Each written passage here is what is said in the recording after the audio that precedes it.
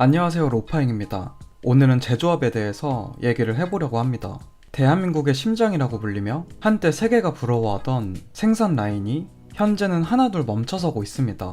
밤을 새우며 돌아가던 기계는 멈추고 창문에는 먼지만 쌓이고 있는데요. 경기 침체를 넘어서 대한민국 산업 기반이 천천히 무너지고 있는 느낌까지 드는데 한번 같이 보실까요?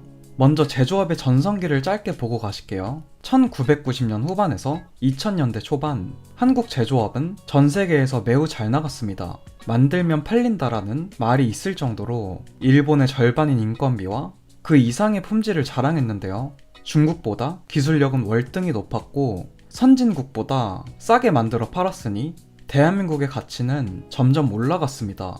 그 시절 공장 기숙사 식당 역시나 24시간 불이 꺼지지 않았고요. 밤새 특근하고 아침밥 먹고 바로 또 라인에 들어가도 확실한 거래처와 믿음이 있었기에 힘들어도 버틸 수 있었습니다. 그렇게 빠르게 전성기가 지나 현재 대한민국 제조업의 상황은 어떨까요? 내국인은 갈수록 이탈하고 있고 외국인이 공장을 채우고 있습니다. 구직자 한 명당 일자리 수는 지난달 0.4개에 불과할 정도였으며 1인당 일자리 수는 1999년 이후 26년 만에 가장 적은 수치였습니다. 제조업 중소기업들은 열악한 환경 속에서 임금을 올리기에는 매우 어려운 구조인데요. 그러다 보니 외국인 노동자들과 낮은 임금으로 경쟁할 수 없는 국내 근로자들은 자연스럽게 이탈을 할 수밖에 없습니다. 국내 근로자들이 제조업 중소기업을 떠나지만 마땅한 직업이 또 없으니까 쉬게 되는 상황이 벌어지고 있는데요. 제조업에 종사한 근무자들은 낮은 임금과 과로 등의 문제로 제조업을 기피하고 있습니다. 제조업의 노동력은 대부분 외국인 노동자가 채워버리고 지방 청년들은 중소기업 생산직을 경험하고 서서히 프리터족이 되는 게 대한민국의 현실이기도 합니다. 지방은 심지어 갈수록 인구 소멸에 직면하면서 고령화 역시 엄청 심각합니다. 이제는 지방에서 대부분의 산업이 망해가면서 빠르게 폐업을 하고 있습니다. 한국은 제조업 기반의 국가입니다. 전체 산업에서 제조업이 차지하는 비중이 선진 제조 강국들보다 매우 높은 수준이고요. 중국보다는 낮지만 한국 제조업 비중은 약 24%입니다. 일본과 독일은 20% 수준이고요. 미국의 경우에는 약 11% 정도 되는 수준입니다. 경기 침체가 장기화가 되면서 도미노 폐업이 이어지고 있는데요. 한국 제조업이 얼마나 어려운지는 폐업 통계를 보면 알 수 있는데요. 2023년 기준 폐업자 수는 약 42,000명이었습니다. 제조업이 붕괴하면서 전체 경제에서 차지하는 제조업 비중도 10여 년간 꾸준히 하락해 왔는데요. 제조업에서 이탈한 사람들은 식당이나 카페 같은 자영업에 진출하고 있지만 결과는 어떤가요? 자영업자 100만 폐업 시대입니다. 그렇다면 제조업도 무너지고 자영업도 무너지고 있다는 건데 다시 제조업으로 넘어가 보겠습니다. 인건비와 전기요금 그리고 원자재 가격 급등으로 가격 경쟁력에서 밀리고 내수시장은 무너졌으니 뭐 당연한 결과인가요?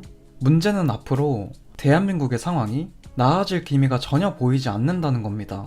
이러한 이유로 버틸 수 없는 사장님들이 늘어났고요. 40년 넘게 주물업체를 운영하신 사장님 역시나 한국의 수출효자 상품군이었는데 올해가 가장 힘든 시기이며 이제는 폐업을 고려하고 있다고 합니다. 경기 침체도 문제가 되지만 지난 20년 동안 한국은 새로운 기술과 소재를 활용한 첨단 제조업에 투자를 하지 않았습니다. 새로운 먹거리 육성에 소홀한 결과로 점점 밀리기 시작했죠. 이런 상황에 중국 역시나 불황을 겪고 있으니 공급 과잉을 해소하기 위한 저가 수출을 적극적으로 하고 있습니다.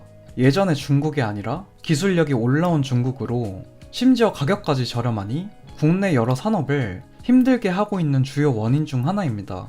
제조업의 도시라고 불리는 울산은 어떨까요? 전체 산업의 약 70% 이상이 제조업으로 구성되어 있습니다. 현재는 인구 유출이 지속되고 있으며 청년층 유입은 줄고 도시는 활력을 잃고 있습니다. 한때 1000억 달러를 넘길 정도로 역사적인 제조 수출을 했는데 현재는 한국의 디트로이트라는 우려도 제기되고 있을 정도입니다. 미국 디트로이트는 자동차 산업 경쟁력 약화로 제조업 일자리가 대량 감소했으며 인구 유출과 도시 슬럼화가 심각했는데요. 2013년 미국 도시 최초로 파산을 선언한 곳입니다. 다시 울산으로 넘어오면 100곳 중에서 54곳이 창업 후 1년 내 문을 닫고 있다고 합니다.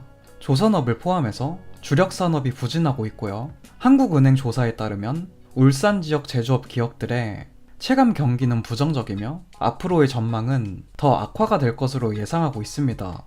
여수 국가산단은 대한민국 석유화학 산업의 중추였는데요. 최근에는 주요 생산업체가 가동을 중단했습니다. 수출과 고용이 말 그대로 급감을 하면서 지역 경제의 생존 기반이 서서히 무너지고 있는 건데요. 2025년 플랜트 발주액을 한번 봤거든요. 올해는 4,447억 원으로 전년 대비해서 무려 약 78%나 줄었습니다. 건설 노동자는 26%가량 감소했고요. 석유화학은 반도체와 자동차에 이어 대한민국의 세 번째로 중요한 산업인데요. 포항과 경북 인근 도시의 지역 경제를 철강 산업이 강하게 지탱을 해왔고요. 그런데 중국산 저가 공세에 완전히 힘이 빠져버렸습니다. 미국의 트럼프 행정부 역시나 자국의 철강 산업을 위해서 관세를 미친 듯이 올리고 있는 상황인데요. 현재 지방산업에서는 IMF 때보다 더 어려운 실정이라고 합니다. LG화학은 여수 NCC 공장 일부를 가동 중단시켰는데요. 석유화학 업계는 현재 구조조정에 신경을 많이 쓰고 있습니다. 예전에는 어른들이 이런 말을 했습니다. 먹고 살려면 기술 배워서 공장 들어가라고 말이죠. 하지만 지금도 그런 말을 할 수 있을까요?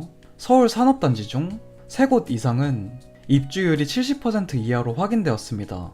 이제는 우리가 아무리 기술을 배우더라도 중국의 저가 공세를 이길 수가 없는 것이 현실입니다. 대한민국에서 만든 부품을 중간 상인인 중국 OEM에 똑같이 시켜서 납품하던 업체에 5분의 1 가격으로 다시 납품을 해버리는 게 팩트고요. 제조업의 불씨가 사라지고 있으니 50대 이상 구직자 비율은 40%를 돌파했습니다. 청년층에서는 동일 월급에 사무직을 선택한다는 비율이 약 95%로 나왔고요. 제조업에 대한 인식이 매우 안 좋아졌습니다. 대기업에 납품하는 하청 공장은 입장이 슈퍼을입니다. 무리한 단가를 요구하게 되면 안 그래도 마진이 점점 작아지는데 경기가 안 좋다고 떠나버리거나 적자를 보게 하면 자연스럽게 폐업의 길로 가게 됩니다. 제조업 사장님들은 그래도 직원들과 가족들을 위해서 이 사실을 숨기고 적자를 보면서 거래처의 눈치를 보게 됩니다. 인건비는 오르고 전기세도 오르니 빠르게 정리하고 손을 털고 싶지만 그것마저 쉽지 않고요. 기계는 돌아가지만 사장님은 전기세만 내고 출근은 하지만 매출이 없는 현실입니다. 하루하루 현장에서 열심히 일하시는 분들에게 많은 혜택이 있으면 좋겠지만 그러기에는 대한민국도 많이 힘든 상황입니다. 오늘 제가 준비한 영상의 내용은 여기까지입니다. 재밌게 보셨다면 구독 한번 부탁드리겠습니다. 감사합니다.